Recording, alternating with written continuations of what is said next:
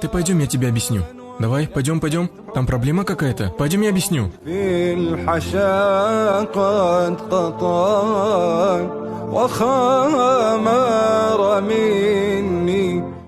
Если какая-то проблема, скажи мне, пожалуйста. Ты не голоден случайно? Нет, спасибо, я не голоден. Давай тогда чай выпьем. А что там с СМС, скажи, пожалуйста. Если какая-то проблема, скажи мне, я не могу связаться с отцом. Я ему звоню с утра, он не берет.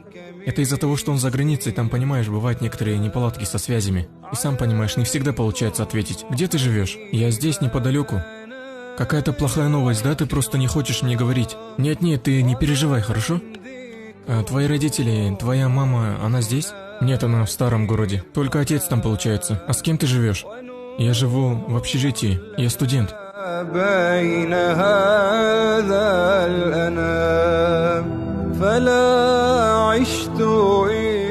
Скажи, пожалуйста.